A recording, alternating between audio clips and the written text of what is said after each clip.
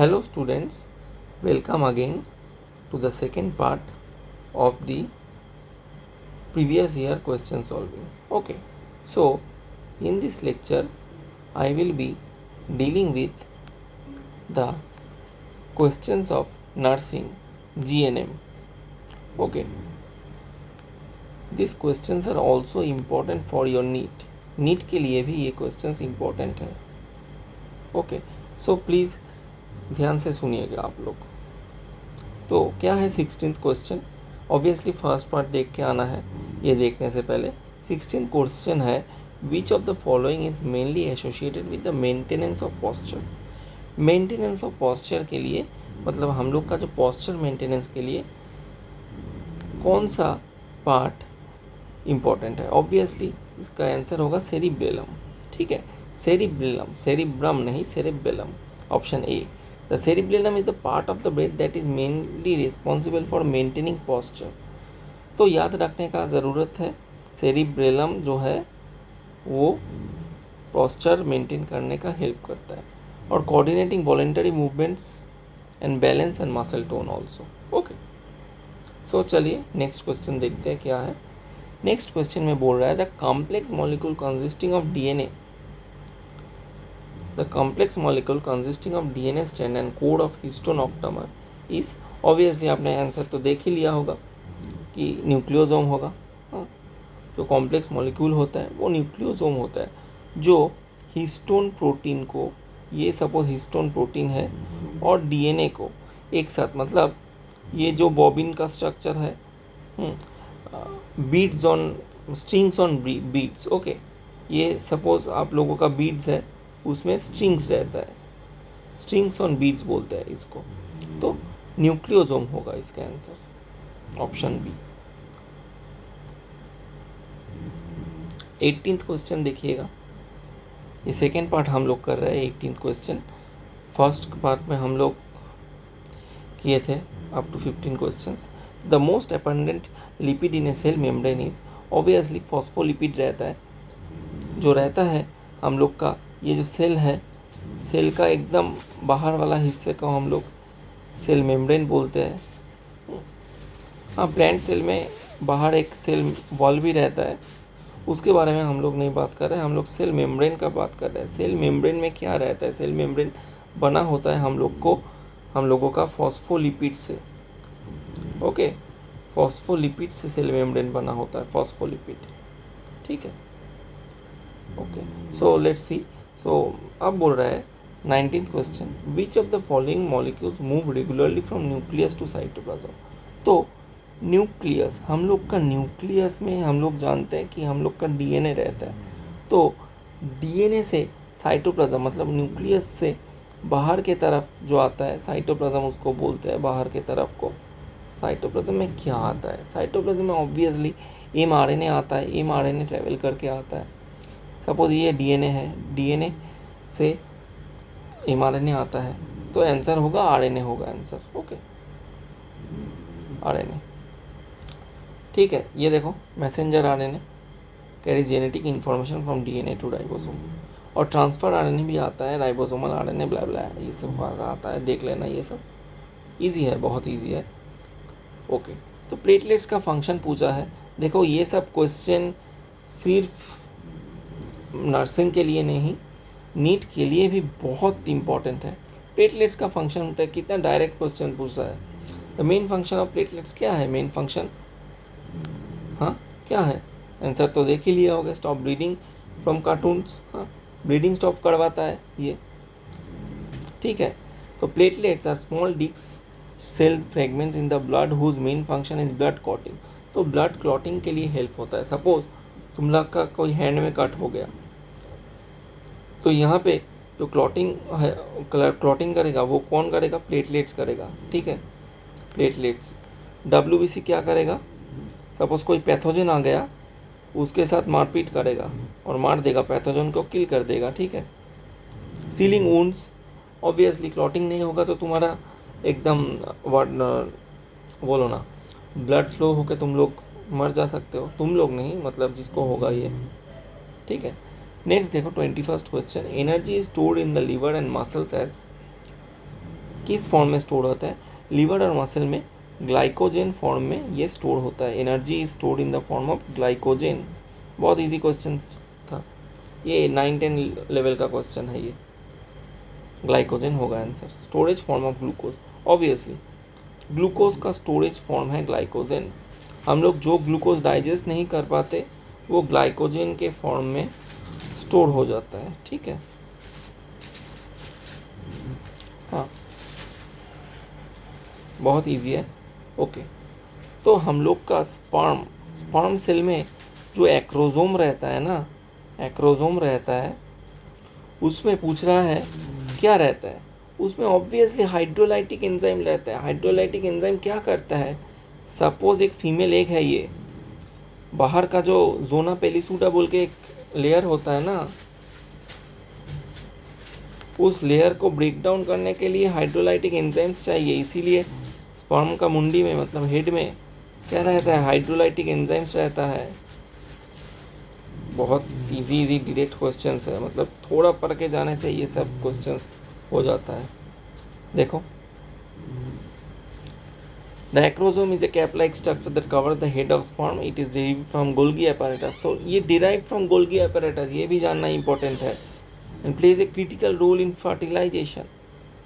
Okay, क्या क्या enzymes है देखो, एक्रोजिन, हाइलुरोनिडेज, प्रोटीएज, मतलब प्रोटीन ब्रेक डाउन करता है ये। देखो जोना पेलिसूडा लिखा हुआ है, ठीक है। तो जिस को भी ये नोट्स चाहिए या पीडीएफ चाहिए, मेरे से टेलीग्राम में तुम लोग कनेक्ट कर सकते हो।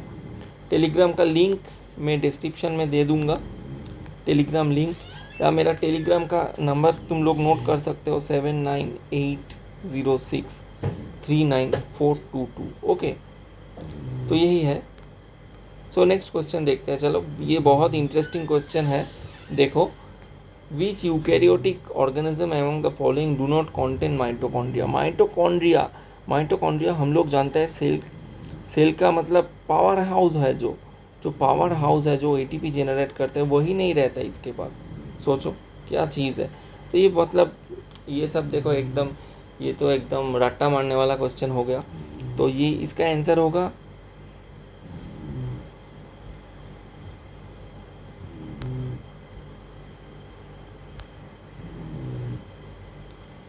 हाँ, तो इसका आंसर होगा ऑप्शन बी, मोनोकार्कीमोइडेस एक्साइलिस। मोनोकार्कीमोनोडिस एक्साइलिस इसका आंसर होगा, ठीक है ना। Okay, next question. चलो, क्या बोल रहा है? हम लोग का स्टोमक में हम लोग जानते हैं हाइड्रोक्लोरिक एसिड सीक्रेट होता है, एसिड सीक्रेट होता है HCl। तो वो कि कहाँ से बनता है, कैसे बनता है, किस सेल्स से बनता है? ऑब्वियसली इसका आंसर होगा ऑक्जिनटिक सेल्स से बनता है। देखो, ऑक्जिनटिक सेल्स से बनता है हम लोग का, ऑक्जिनटिक सेल से बनता है स्टोमक का हाइड्रोक्लोरिक एसिड। कहाँ से सीक्रेट होता है hydrochloric acid? Oxyntic cells of stomach. याद रखना होगा ये, ठीक है। पैराइटल सेल भी वो लोग को बोलते हैं ऑक्जिनटिक सेल्स को। We are good to go now. अब देखो 25th question, which chamber of heart has the thickest muscular wall. सबसे थिक वॉल किसके पास रहता है? राइट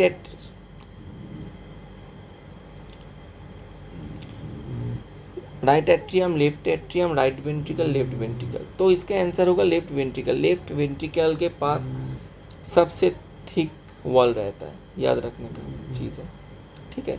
देखो, थिकेस्ट वॉल रहता है। हाँ, it pumps oxygenated blood to entire body. तो ऑक्सीजनेटेड जो ब्लड है, ऑक्सीजन कॉन्टेनिंग ब्लड, जो हम लोग ऑक्सीजन लेते हैं उसको बॉडी में दे देता है।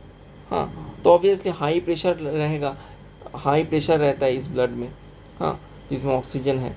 तो ऑब्वियसली वॉल मोटा नहीं होगा तो वॉल फट जाएगा, इसीलिए बहुत ही मोटा रहता है ये वॉल, बहुत मोटा होता है ये। तो देखो, what is the type of nucleic acid found in HIV।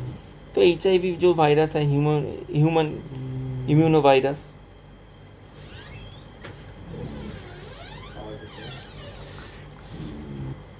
Okay. सो अब देखो, what is the type of nucleic acid found in HIV।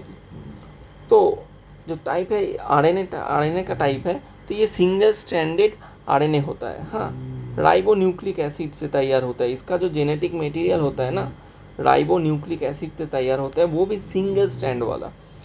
ये देखो, ये होता है क्या, डबल स्ट्रैंड, ये डीएनए का डबल स्ट्रैंड है, बट ये आरएनए का सपोज एक ही सिंगल स्ट्रैंड हो गया। तो ये रेट्रोवायरस होता है, हम लोग जानते हैं, छोटे से पढ़े हुए हैं रेट्रोवायरस। हाँ, ये सिंगल स्ट्रैंडेड भी होता है। ठीक है, क्लियर हो गया। तो which one of the following part is responsible for absorption of digested food. तो डाइजेस्टेड फूड को एब्जॉर्ब कौन सा पार्ट करता है? ऑब्वियसली इंटेस्टाइन करता है, हम लोग का स्मॉल इंटेस्टाइन। देखो, इंटेस्टाइन करता है। तो एक्सप्लेनेशन देख लेना और मेरे से कनेक्ट करो, जुड़ो मेरे से। 7980639422 मेरा नंबर है। ओके, तो हम लोग का बैचेस भी स्टार्ट हुआ है। मेरा एमएससी बॉटनी है क्वालिफिकेशन। तो नीट बैचेस में जुड़ो हम लोगों के साथ। ओके, क्रिस्टल क्लियर जो करना है कॉन्सेप्ट्स, उसके बाद अच्छा नोट्स, सब कुछ यहाँ पे मिलेगा। ठीक है, सो देखो, the small intestine is the main site for absorption of digested food in humans. Villi and microvilli which increase surface area for absorption. ठीक है, तो ये लोग सरफेस एरिया एब्जॉर्प्शन का बढ़ा देता है। ओके, तो अब देखो बीसीजी वैक्सीन, जो बीसीजी बोल के एक वैक्सीन आता है, जानते हो, उसका फुल फॉर्म पूछा है। तो ये देखो, ऑप्शन लगभग सेम है, लास्ट वर्ड में सिर्फ डिफरेंस किया है। तो इसका आंसर होगा option B, bacillus Calmette Guerin, यही होगा आंसर।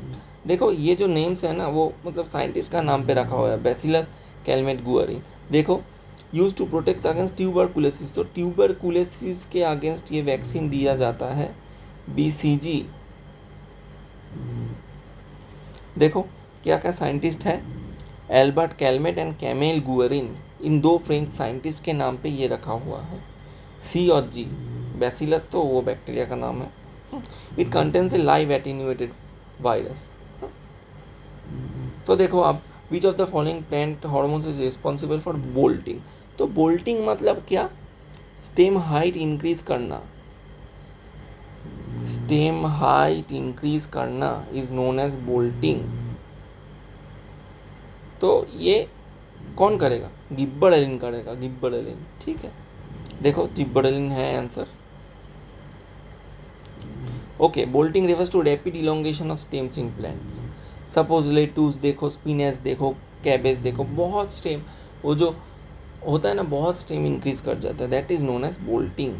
क्लियर। अब देखो लास्ट क्वेश्चन आज का, the which of the following pigment is found in the skin of human. Anthocyanin नहीं, साइनिडिन नहीं, ऑप्सिन नहीं, मिलन, ऑप्सिन पिगमेंट नहीं है, मेलानिन पिगमेंट है। ओके, तो मेलानिन पिगमेंट। तो देखो, स्किन कलर के लिए ये मायने रखता है, ये इंपॉर्टेंट है स्किन कलर के लिए। हेयर एंड आई कलर के लिए भी इंपॉर्टेंट है। ओके, तो यूवी रेडिएशन से प्रोटेक्ट करता है, very important. Melanin pigment protects us from ultraviolet rays, harmful ultraviolet rays of sun. Okay, so that's it. ये जो मतलब फर्स्ट और सेकेंड पार्ट था, मैं दोनों वीडियो ही अपलोड कर दिया हूँ। हाँ, तो देख लेना, ये मतलब बहुत ही इम्पोर्टेंट है। और हम मेरे से जुड़ो ऑब्वियसली, और सब्सक्राइब करो। सब्सक्राइब करने से मेरा थोड़ा मोटिवेशन आता है वीडियो बनाने का। ओके, सब्सक्राइब करो। I am always with you and follow my channel for the latest updates and for notes please contact me. Okay, so thank you for watching, please subscribe, thank you.